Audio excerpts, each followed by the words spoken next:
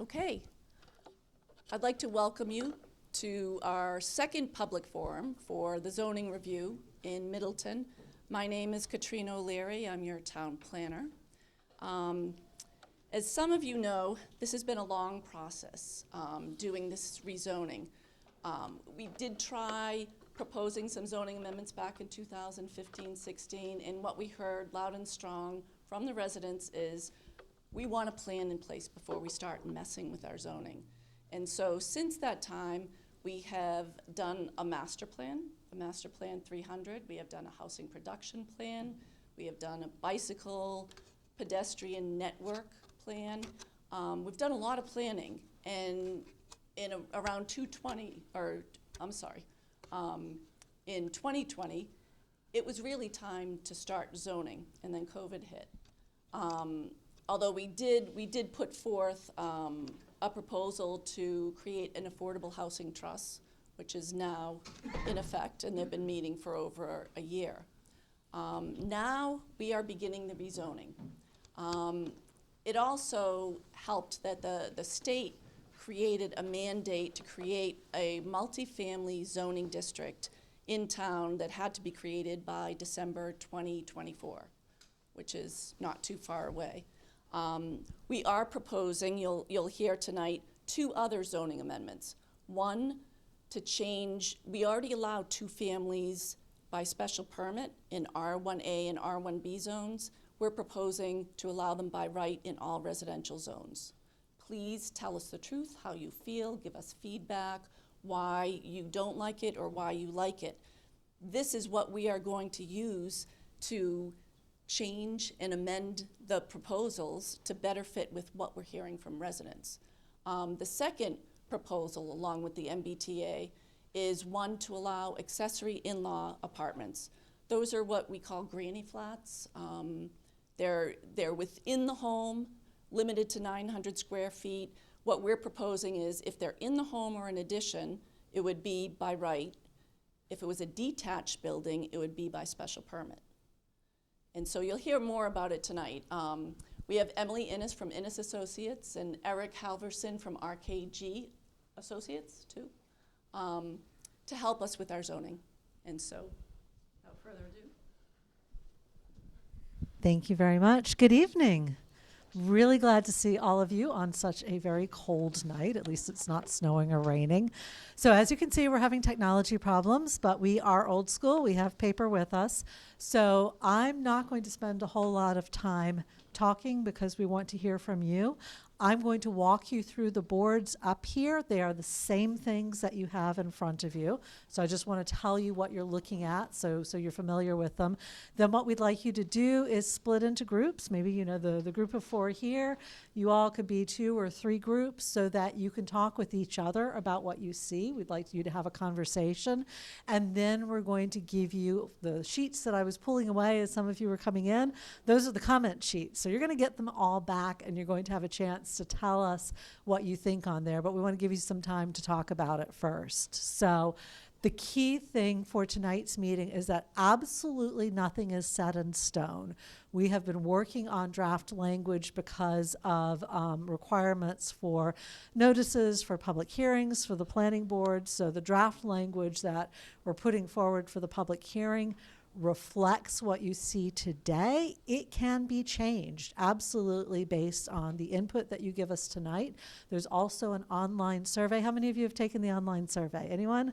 Awesome, that's great. That will be open for a while longer. I think another week, Katrina. So another week that will be open. So if anybody who hasn't taken it, please tell them to. We do want your opinions. It is likely to change what we put forward. So what you see now tonight is an option, but that doesn't mean that there aren't others, and your input will help fill that. So the first thing is, this is actually our second public meeting. Our first public meeting was on November 13th. We focused on a couple of things. One of them was whether or not, we were calling it single-family conversions then. That was something that Middleton allows now. And accessory dwelling units, those granny flats, whether or not those should be allowed and where they should be allowed. heard enough to go forward with what's the next step. We also talked about the MBTA Communities Act and where the required unit capacity, which is the number of units we have to zone for, should or could be placed throughout town.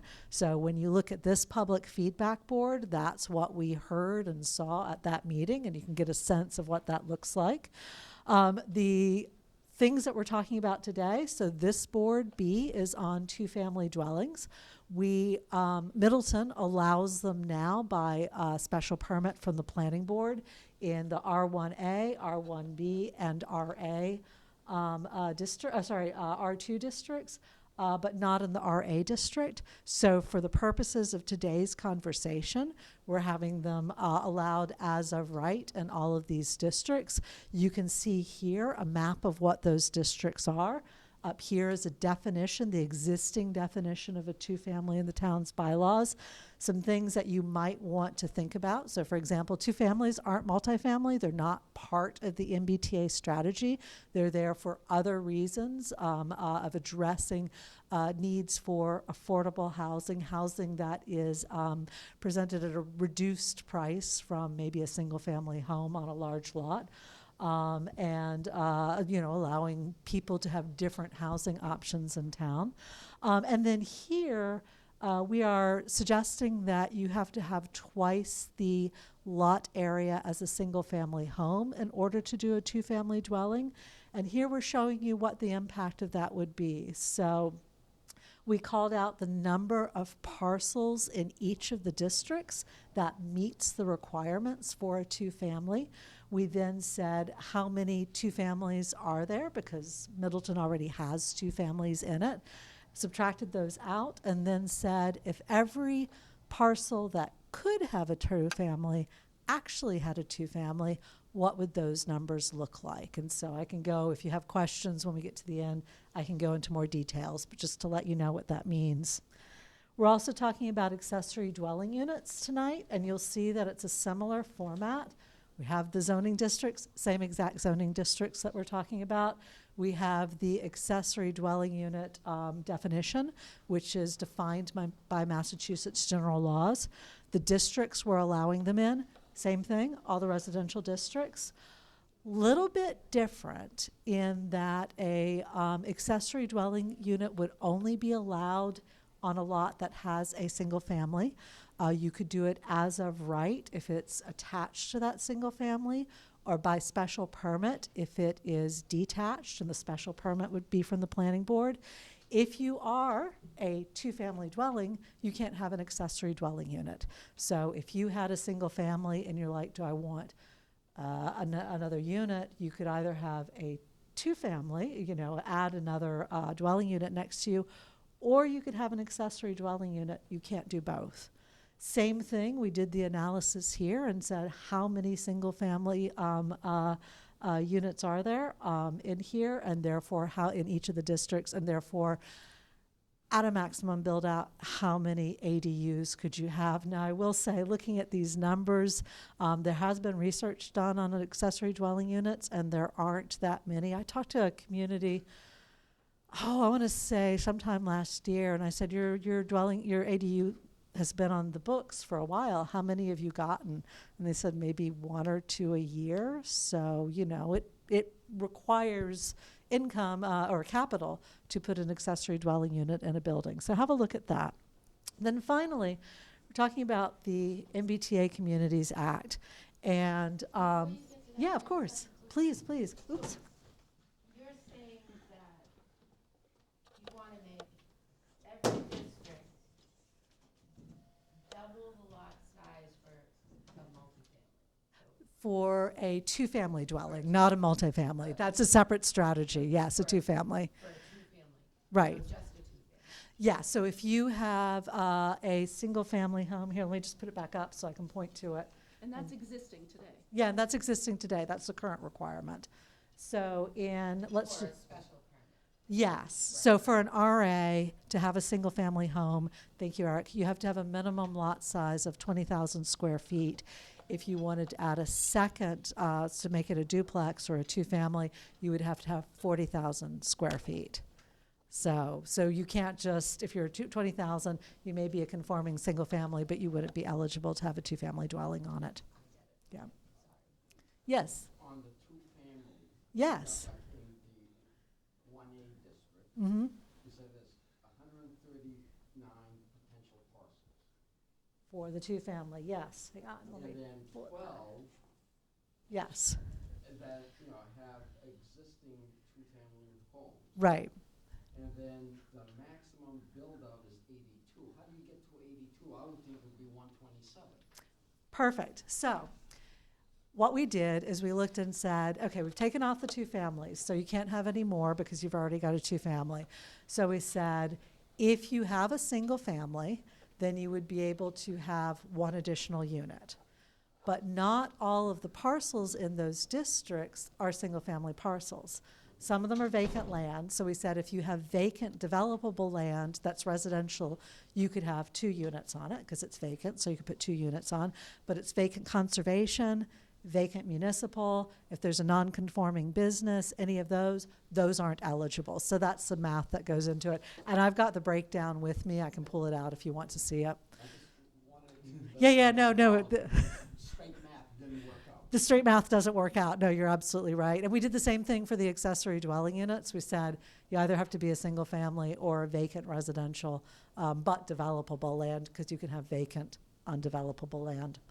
So I'm not going to put, Can I just ask a question? yeah, of course, go ahead. So what would constitute Mm-hmm. an accessory building, right? So I'm Yep. not gonna attach it, I'm gonna build something separate. Yep. Would it be, start from the ground level, basement, or could somebody put a mobile home on there and then draw the line and say, here's my accessory second building, housing, dwelling. It's got a mobile home in the back. And I'm just asking, is that what could be done, or? No, I don't know that a mobile home would qualify. It would have to be a permanent structure. It's a good question for the building inspector because it has to follow building code, right?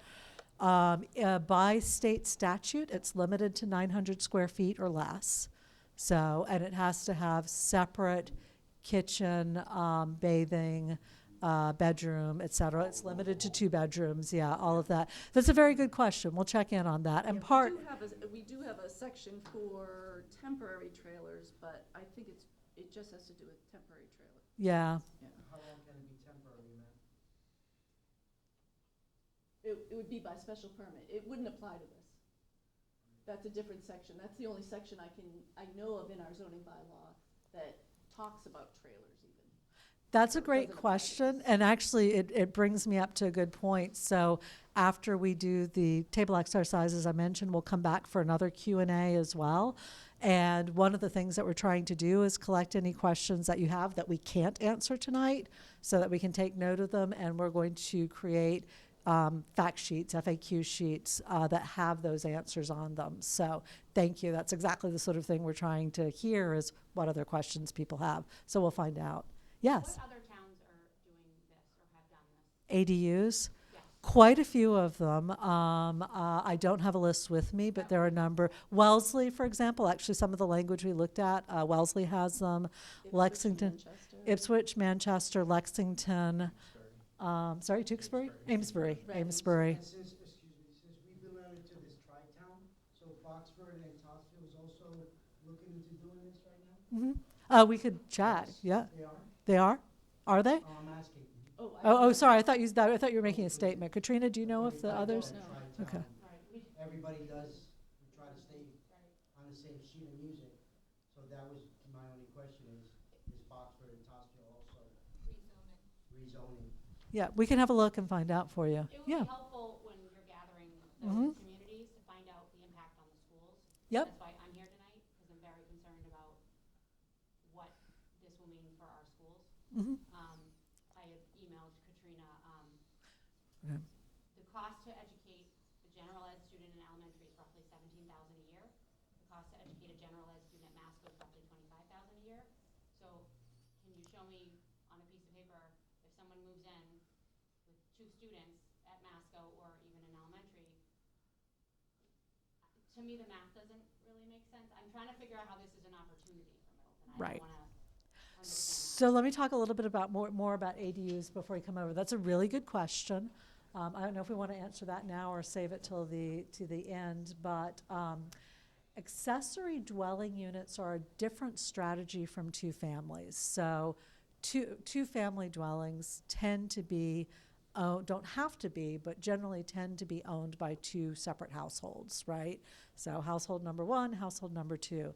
Accessory dwelling units can certainly be rented out to other people. Or to non-household members. They are a strategy for getting rental income, but they're primarily a strategy for two different groups of people. One is elderly people who wish to stay in their own home, and it can happen a couple of different ways. The elderly household can either rent and get additional income to help out with a mortgage. They can stay in, or he or she, if it's a single household member, can stay in the primary unit and have a caretaker or other family members stay in the accessory dwelling unit, or flip that. So that's one, the senior, the elderly person stays in there. So that's one possibility.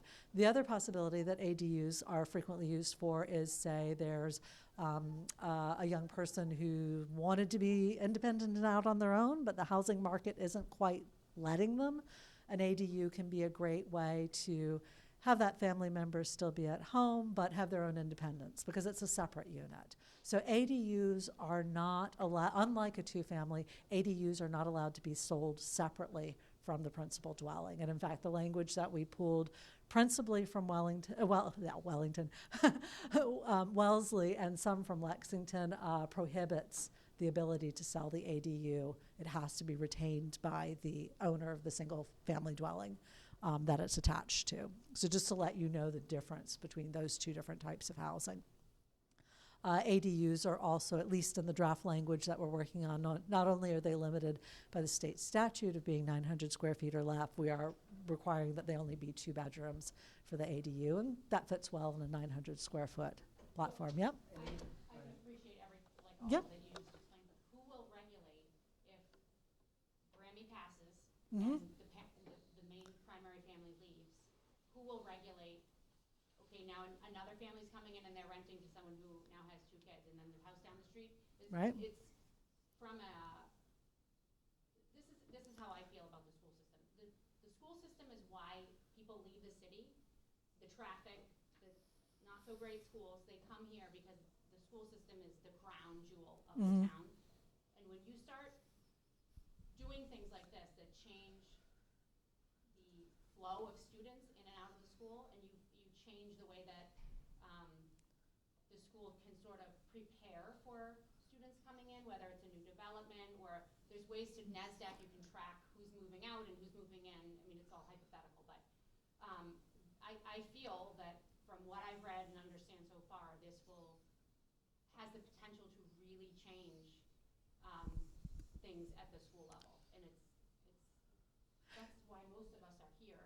Right. And so that's, again, these are the types of comments that we're looking for, is what are the pro or the con. Now, we've talked about the fact, and I don't know if you want to talk to it as well, but the fact that not all of the grades would be impacted equally, right? And it's not that suddenly everybody who can do an ADU is going to do an ADU, or a two-family for that matter. And as those turn over time, somebody might come in the first grade, somebody might come in the 7th grade, somebody might come in the 5th grade, and it's staggered over years. So when you look at these numbers, don't assume that A, it would even happen at that level. We just wanted to give you an idea, and B, that would happen all at once. Anything you want to add? Yeah. Mm-hmm. How big a square footage you need to build an ADU? The maximum is 900 square feet. It can be less than that. No, I'm not talking square footage in the actual unit. How much square footage or acreage do you need of land to drop a 900 square foot ADU? It's the same amount that's required for a single, to put a 900 square, how much acres? So if it is an attached Not AD, attached. detached, Correct, no more than 900 square feet. that is correct. Oh, how big is the part? Same as the single family. If it's a single family and an ADU is an accessory to a single family, it would be the same requirement as a single family, which 20,000 varies by the doesn't have any district. limits.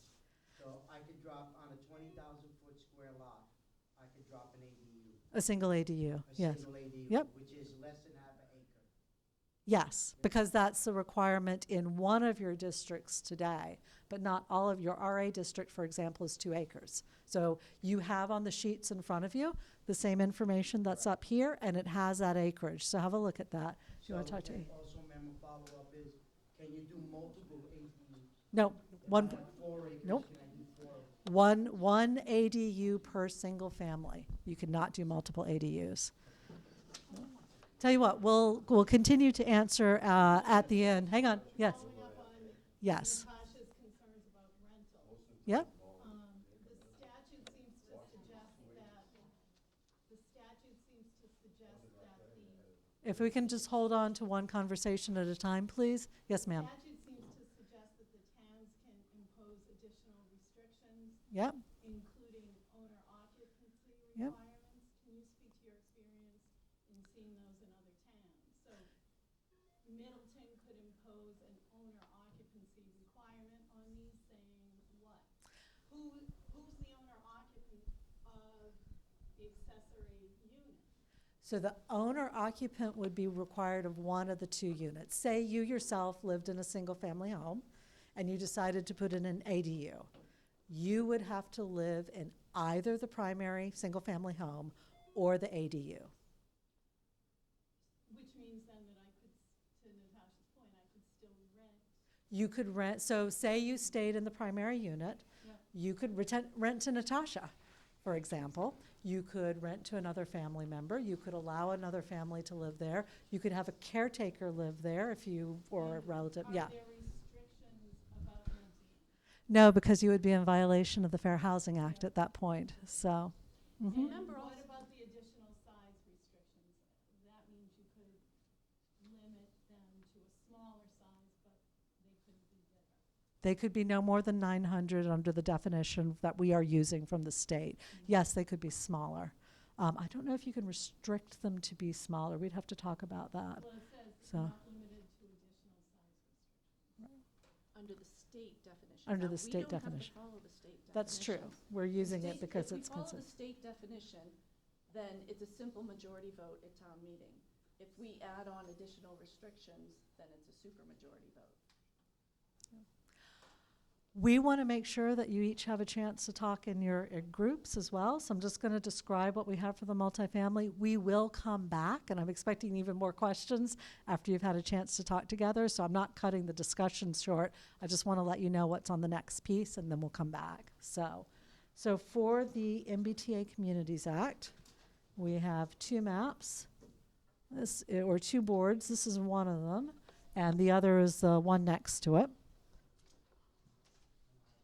So this is a requirement. It is a new law from the state that every community that is designated as an MBTA community must zone for multifamily.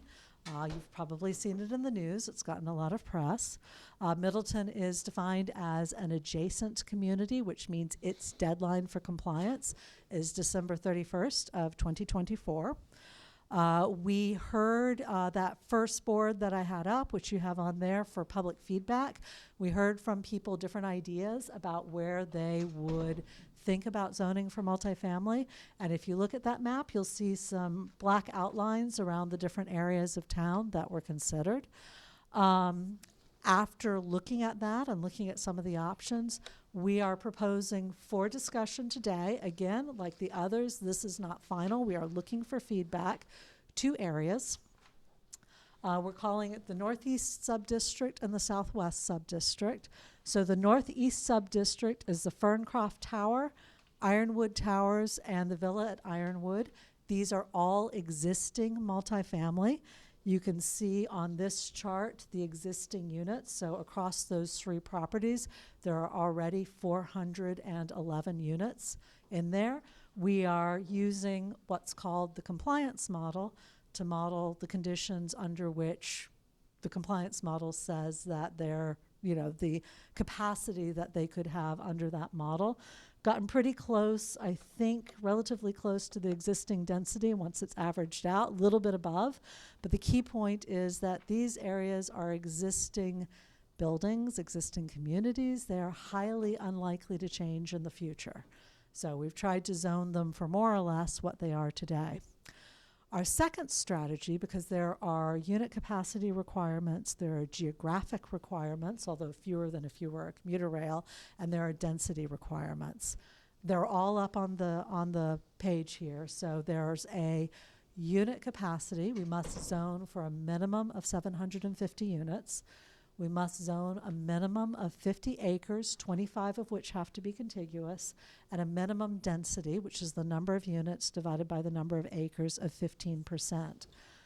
The acreage for those three properties only comes up to 18.53 acres. So even though we can get pretty close to the unit count, we can get very close, in fact, above the density. Actually, even with what they have now, they're above the density required. We can't get to the acreage. So 1 second, and let me finish, and then I'll answer your question. However, so we need another site, and we need another site of at least 25 acres because there's what's called a contiguity requirement that says at least one of your districts has to be a 25-acre district. Now, one of the sites identified in the public meeting was the Bostic site, which is currently zoned light industrial. Those other three properties are not actually zoned for housing. They're zoned highway, the highway district. Bostic is zoned for light industrial. It is, in fact, an industrial use. It's got two parcels. One of them is 38 acres, so it by itself meets that 25-acre requirement. And that's the site that the industrial use is on. The other, the other is 19 acres. It is currently undeveloped. So we looked at modeling the capacity of Bostic to see what that would be. Now, one of the advantages that we have is the 15 dwelling units per acre just needs to be an average. And what that means is if you have a district with a higher density, you can have a district with a lower density as long as they average out to 15 units per acre. So what we did was we looked at the existing zoning. We bumped the density up on that up, so it's above what it is now, so that we could bump the density on the Bostic site down. We wanted it to be high enough that if Bostic ever left, that site could be cleaned up and used for housing, but not so high that it would put undue pressure on a number of things that you and others have already brought up. So this is one possibility. It is by no means the only possibility. What we'd love to hear from you today, and after you've had a chance to look at it and think about it and talk about it in more detail, is what you think of this. And so all the numbers are on there. There's a gentleman over here first and then you. Yes. There's a lot more acreage in the IH district. Mm-hmm. If you did the entire IH district, wouldn't you need a 50-acre minimum? Again, multiple possibilities. Yes, that is possible. Absolutely. It's a good question, and it's what we're trying to learn and hear. And, and I was at your earlier one. Yes. Several of us said, put it all on the IH district. You did, and in fact, there's a beautiful picture actually of the Tower of Legos sitting on that. There were also, I think we had 3 or 4 tables, and each table drew a district around that slightly differently. You're not wrong. Absolutely, that's a strategy. The reason we looked at Bostic is because of those discussions of what happened. Now, I don't think there's any plans for Bostic to leave. But the idea was, how do you create an incentive for an industrial site to be cleaned up and reused? One possibility to discuss, by no means the only. So this MBTA Communities Act, this is a mandatory thing. Yes, it is a law. We cannot get out. Absolutely. Okay. And Bostic, we don't even own Bostic, right? You don't own any of the properties to be rezoned. They're all private properties. In fact, you can't rezone public property for the MBTA Communities Act. Even these, like Ferncroft and that, is that, All privately owned. okay. Yeah. Would it all have to be bought by the town? They wouldn't. That's the thing. So it's an excellent question, because a lot of people assume when they see the zoning there and these numbers that it's a production target, that the town is required to come up with 750 new units. That's not the case. They only have to zone for the new units. It's up to the private market to decide if they want to build any of those units.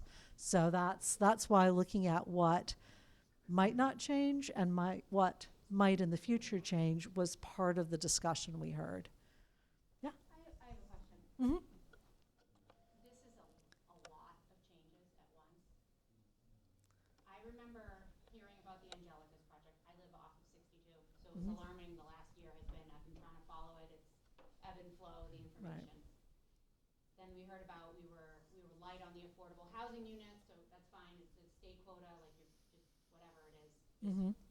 Make them available, the units available.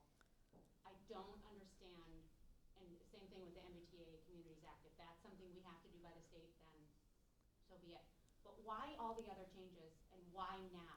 It feels like it's just a gigantic soup of change, and you guys are just trying to just mix it all up and put it out there. I don't see the upside for us as residents with all the ADU and all that stuff. I don't follow you.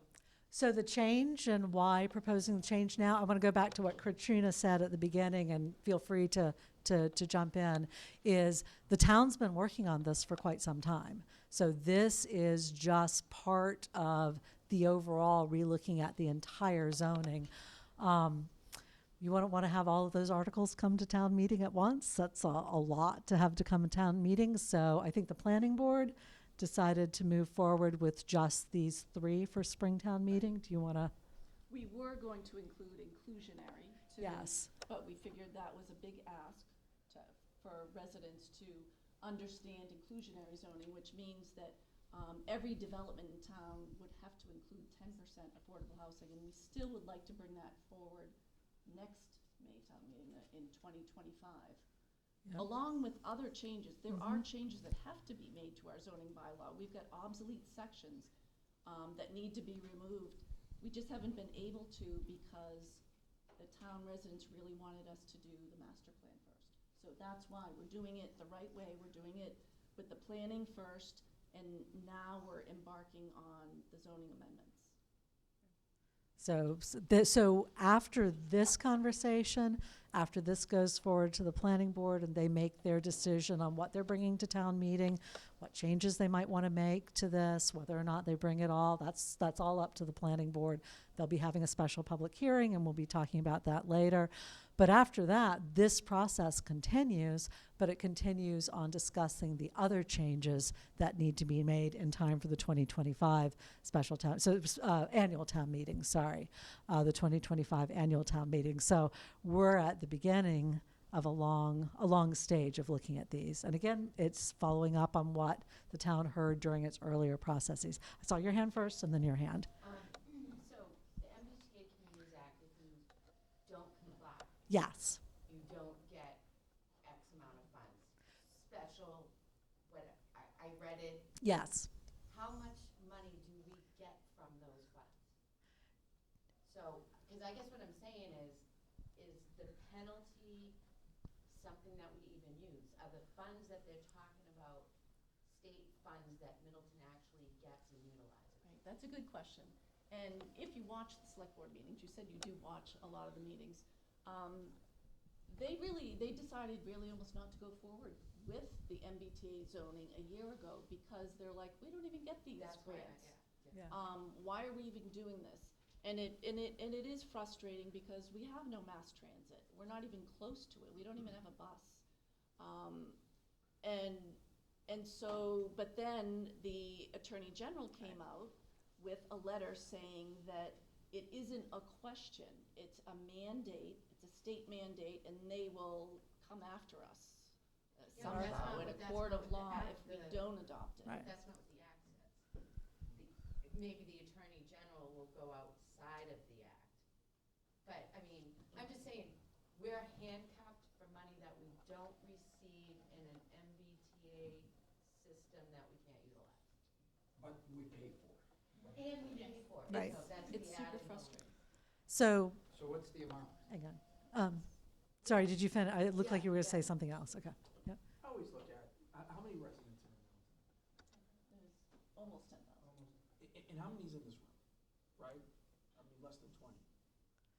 if anything, it doesn't seem like there's a big demand for it. I mean, I guess you could say there's not a big against it, because they would be here too. But in general, if you wanted this, people would be here packing the place or whatever. So if there was ways around, based on what you were saying, is some of this already zoned, and if the private market bears it out, so be it. But we comply. To me, I'm just saying, obviously, this is the beginning of the discussion, but based on what I see in this room, there's not, seems like, Middleton's a big demand for this, or would want it, based on, So in addition to what we're going to hear from you all today, there is a survey that's out there. We're waiting to see what the responses from that are, because that's reaching, I think, I checked it on Sunday, it was 93 responses, and we're waiting to see if we get more. So I saw your hand, and your hand, and then we're going to split up, and your hand, and then we're going to split up. You're the last one. Yes. Where is the survey? Oh, it's an online survey. It's right on the, if you go to the yes. homepage and scroll down a little bit, you'll see The homepage of the zoning. town? Yep, town's And website. you'll see something for the zoning.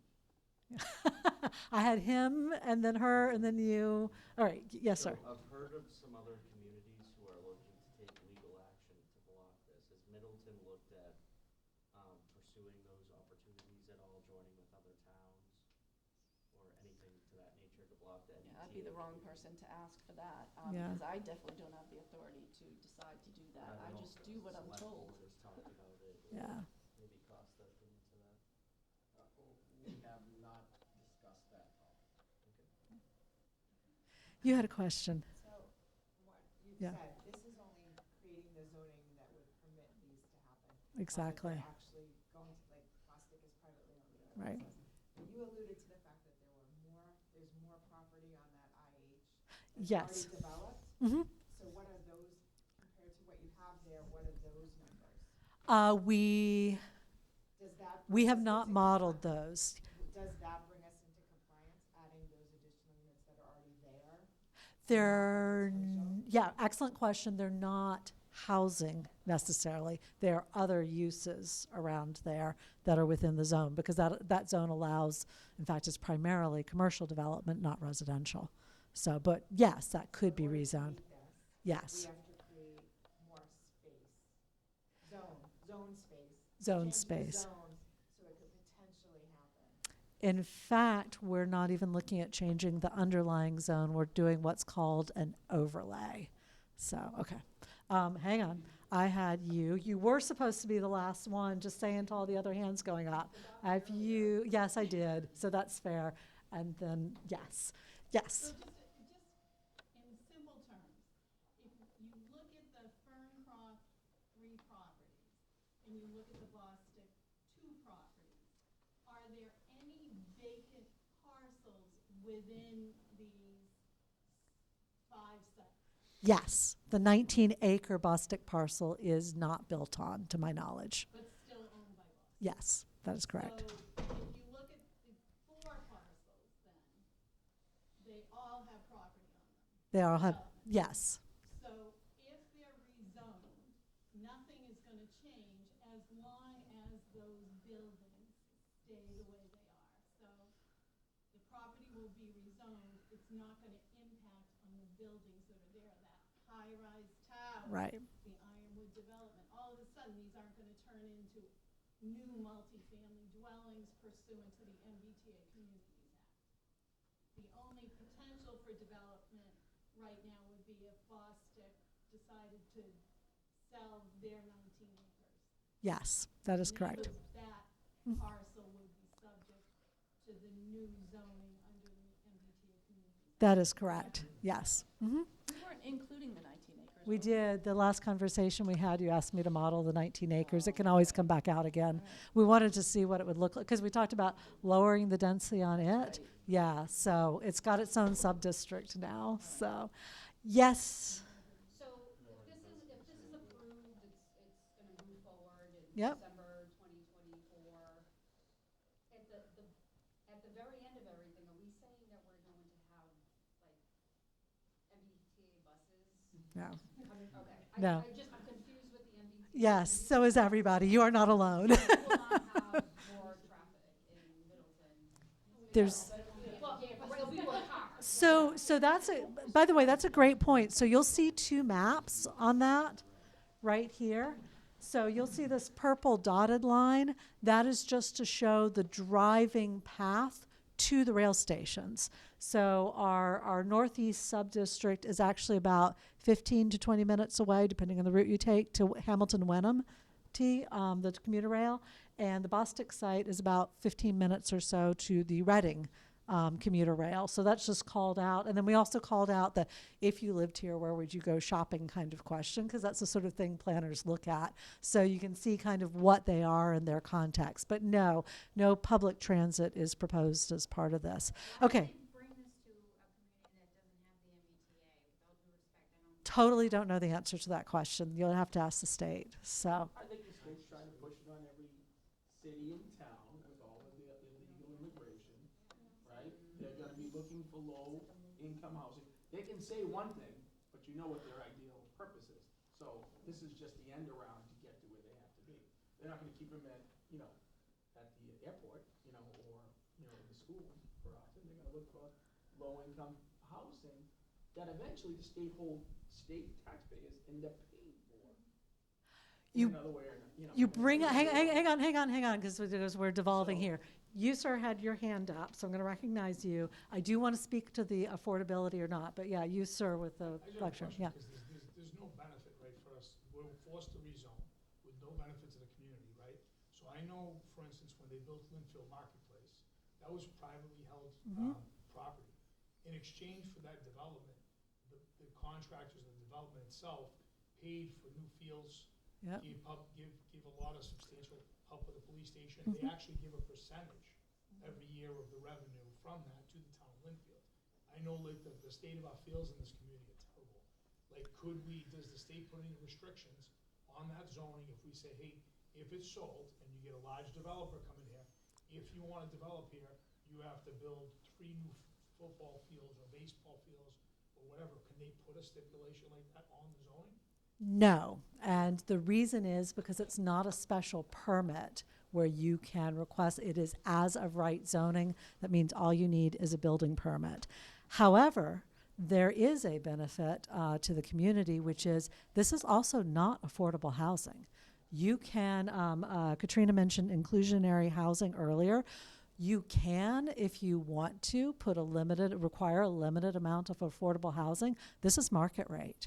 You don't have to put any affordable housing in there at all. So the benefit to the community of that, if it's developed, is twofold. It is tax income coming in, property taxes, because multifamily tends to generate higher tax revenues than single family.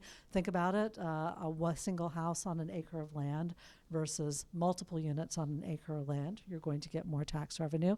The other benefit, and this is something that we're running into in a lot of communities, is that in communities that only have single family housing or primarily single family housing, when people want to downsize or move out of their parents' house for the first time, there's nowhere for them to go in their own community. Now, you do have condominium developments here, but Almost 1,000 yes, condominiums as opposed to about 2,200 single-family homes. right. So there's plenty of options.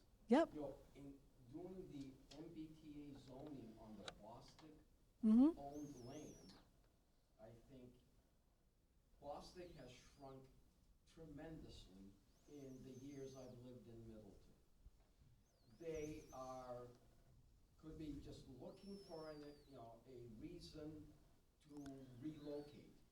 You make their land infinitely more valuable Yep. by including it in that zone, and therefore it increases the possibility that Bostic will move out of town, and that's not something that's good for me. Again, we are responding to many so hang on.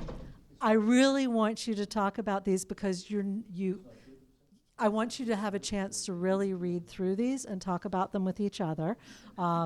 Happy to answer more questions, but can we please break for 20 minutes or so you can do that? We also have some sheets where we want your opinions written down so we can take them back and look at them and look what we've got. Very quickly, yes, please. Because he asked how this would be good for Middleton. Mm-hmm. And we're talking about a number of houses, we're talking about potentially 1,000 accessory dwellings. Oh, you've done, yeah, back to the ADUs, Well, yes. I'm Mhm. talking about, The whole package, yep. you know, 1,000 accessory dwellings, 300 two-family dwellings. What about our infrastructure? Mhm. What about the schools, the police department, the fire department? We don't have sidewalks. The traffic here is a nightmare.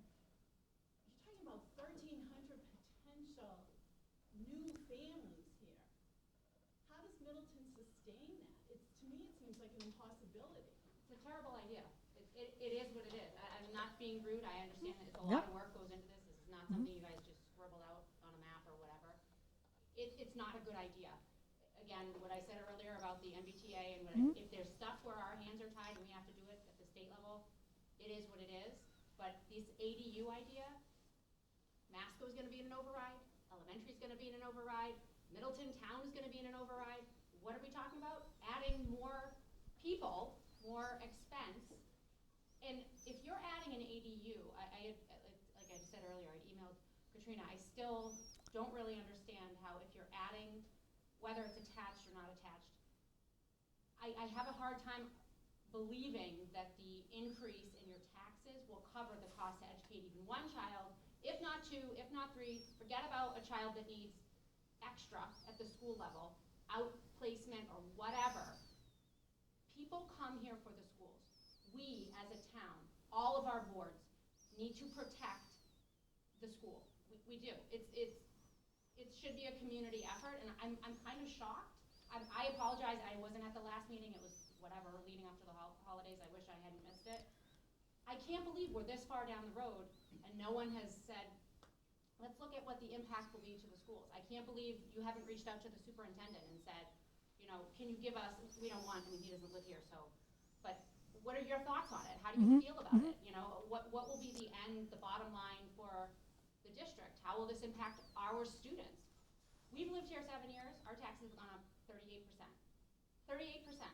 So the idea that people will move here and rent a 900 square foot whatever for $1,500 a month and their kids will go right into the same school, it's troubling to me. I'm gonna be just honest, and I think the other thing, before I forget, I wrote this down, but while I'm talking, I really think that you should reschedule your February 14th meeting. It's Valentine's Day, it's Ash Wednesday, people have other stuff going on. This is a very big topic.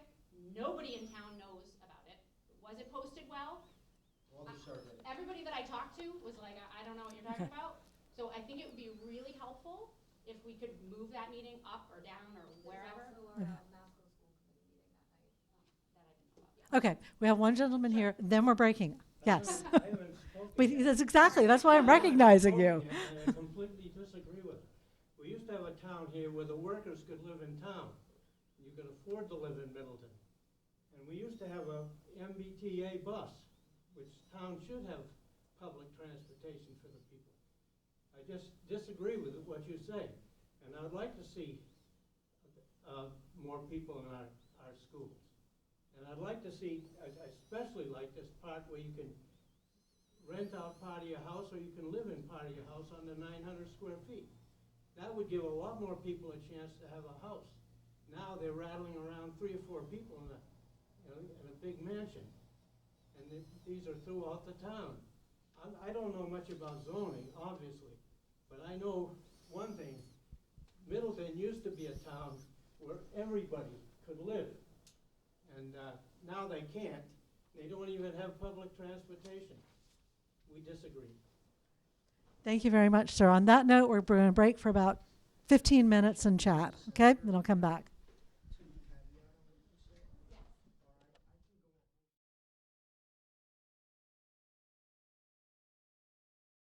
About 10 minutes for any final questions or comments. Do you want to kick off with some of the stuff we were talking about ADUs? Just some market analysis. So RKG Associates, if I can have your attention, RKG Associates does market analysis, economic development. So I asked Eric, we were talking about the ADU questions that you had in students.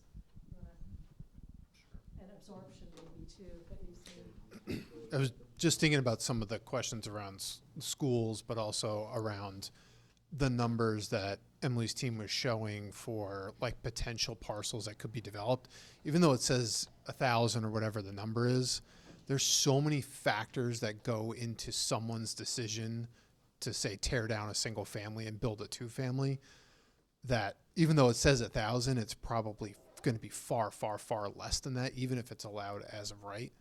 And I'm not trying to convince anybody in any other way, just trying to bring some reality. Same with the ADUs. Not everybody's going to have the financial, means to put that ADU in. They might not want that on their property. So not everybody's going to do that. The other thing I was thinking of with the ADUs, let's say we limited it to, we even went up to the state's maximum of 900 or an 800. That's about a 2-bedroom apartment equivalent in square footage. Typically, we see for student ratios in a multifamily development for 2 bedrooms, like 0.1 to 0.2 kids per unit. So for every 10 units, you're talking about potentially 1 student. And as Emily said before, those students are of different ages and would go to either different schools or different grades. So again, I'm not trying to tell you to, sort of have your preference go one way or another, but I don't think it's like tomorrow there's going to be 1,000 new units that get dropped in Middleton and you all of a sudden have to build a new elementary school. So just in case that impacts your thinking at all, and if not, that's totally fine too. Yeah, and to Eric's point, today is not about trying to persuade, you should definitely do this and you should definitely do that.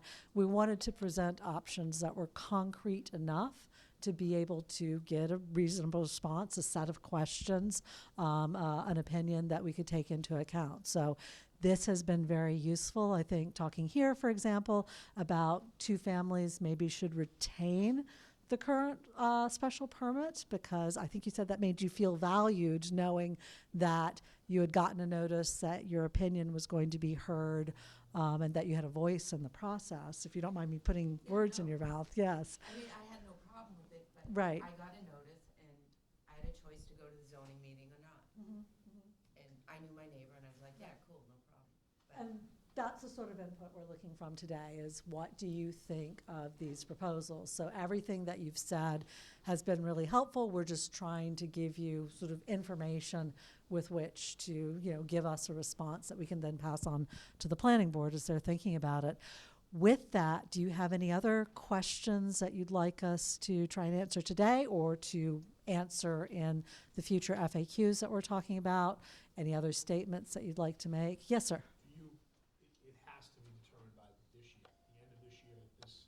The MBTA, yes, you have to be in compliance by the end of the year. I just struggle with, we're talking about like in-law apartments and stuff, which, listen, in years, gone on, it's important to have, right? As we talk about our elderly parents and grandparents, and then we talk about maybe our children, those are all great things to be able to have that, opportunity to be able to do that. And that's normal times that we deal with. And I struggle with rationing in my head that we're not in normal times. So what does this lead to, right? Because we do know there's a ridiculous amount of influx of illegal immigration coming into this, and we have to find outlets for them, right? They're not gonna be living, again, like I said, in areas of, the airports and stuff. So I struggle with what I feel is what could be right, like a happy medium of what people in this town may want, or of going outside of what we want and what it's actually going to be used for, And again, we're not and the reason why they're slamming this down towns and cities, there's a reason for it. They say it has to be done by 2024, right? And all of a sudden, it's just new administration, new laws, new thoughts. There is reasoning for this, and this is not just a simple organic thing that came up yesterday. I mean, this is something that's in the works. So the question is, you start with one thing and then it opens the floodgates. I think that's my biggest, concern thinking about this moving forward. Yeah, and your point about something have been in works, I mean, actually, this came out of the Baker administration, so it's kind of interesting that trying to address the housing shortage in Massachusetts is something that politicians of both parties have been working for years, but as you say, Parties, by the way, though, just if it makes it, if it, right. I really don't see them as two different parties. To be Got honest it. with you. Yeah, we won't get into in depth, but Yeah. just we're dealing with a chronic housing shortage and affordability shortage. And so what are the tools that communities have? Here are 3 of them on the table. They're not the only tools. So, yeah, yes, sir. So like these exercises and all that are great, but I'm thinking of when the town meeting warrant closes. And to be able to get it done, the town meeting warrant closes what, February? I think it's March. March, yeah, yeah, Never mind. a little bit of time there. And it looks like the public hearing for the planning board will most likely be February 28th, if we can get that room, if the room is open. And that means that the planning board tomorrow night may not have to act right away. Because I would like to take, I just received the final version today. And it'd be better to have more than a day Yes. to work on it, fine tune it before the planning board gets it, and then sends it to the select board. And so I will provide updates. Now you all know it's on the website, so look on the website for updates. I do try and get everything right up there. Also, the planning board is an elected board. They're also volunteers. They don't get paid. They try and do the right thing. They're working hard on this. They have not seen it yet, also, I will say. They have not seen the final draft. They know what we are working on. But just keep that in mind as we go through the process. They're trying to do the right thing for Middleton, and they're trying to listen to feedback and incorporate it. They're willing, maybe one of them is gonna be yeeted, I don't know. It could happen, before we go to town This is meeting. a town meeting, though, decision. Yes. It just goes to the board for like approval, like or goes- they back it or they don't back it type of deal. Where You have we'll to hear hold a a town public meeting. hearing, and that's when all the residents come and get all their questions answered. That's where the last little changes are made to it, but you can't change it too much. It has to still kind of look and feel and taste like the original, proposed amendment. And then you go to town meeting to vote on it, and hopefully by then, everyone will have their questions answered, but as we know, there's a lot of questions. at So town are meeting. Right. we presenting to the planning board as it is now, or are we taking these,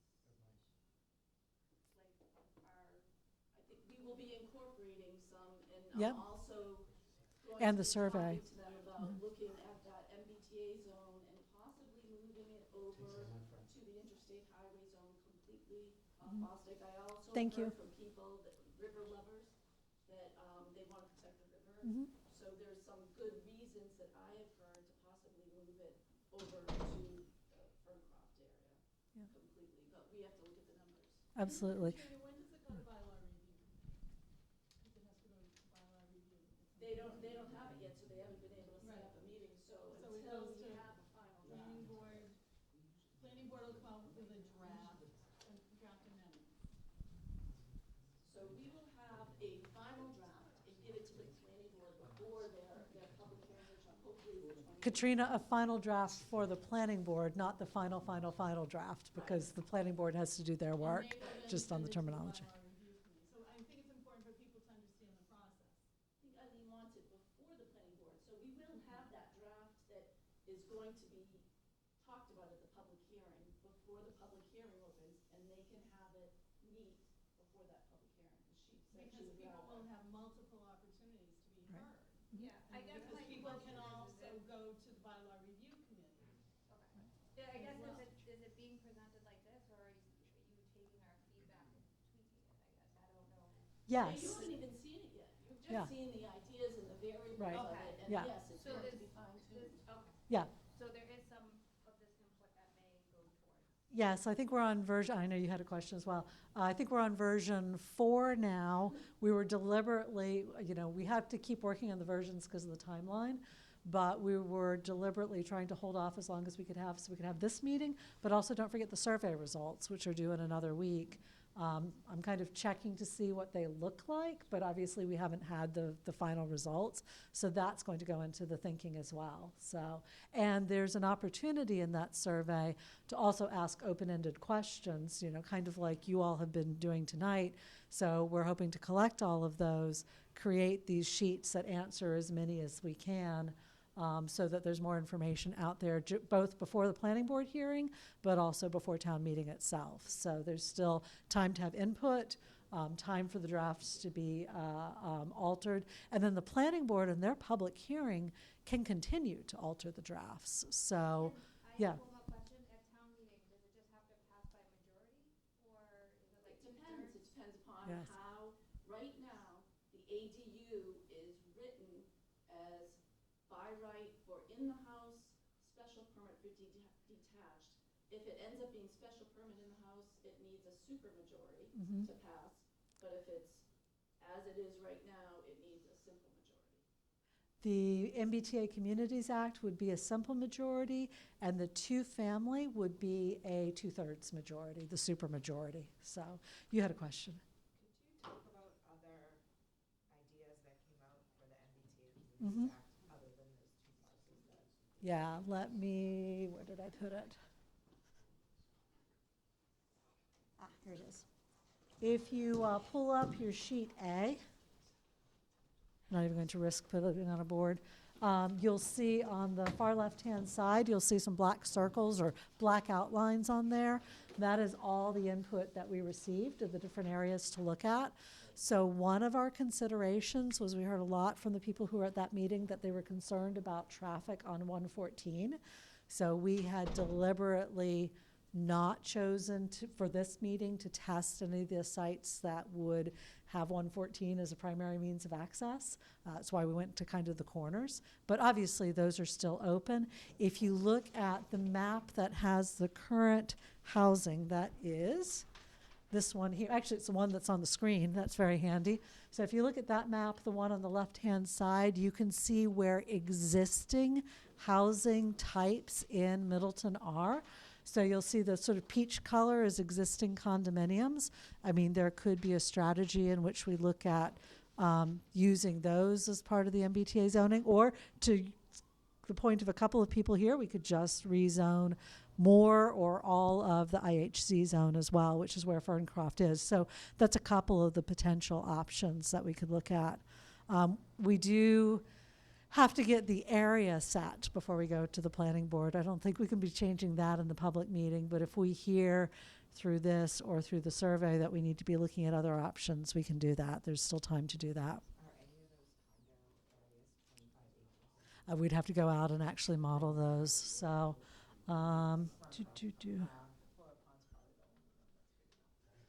yeah, we might need a combo. The units that you see on there are not existing units. They're we use Legos as a proxy for density. So they're how many Lego units people put on those spots. So it's not the actual existing unit. So we'd have to test those. So, other questions? If you Yeah. filled out the survey, but you want to change things or add to it, can you go back and do that? If you do that, I think it might be possible, but if you do that, please, don't answer any of the other questions, but put all your comments in the box at the end. So, and say, I took this earlier and I just want you to know. Can they also email you? Just send an email. Yeah, that's probably easier. Yeah, much easier. So, anything else? Katrina, do you have anything you want to add? Okay. Well, in that case, thank you all very much. Really appreciate your time and your energy.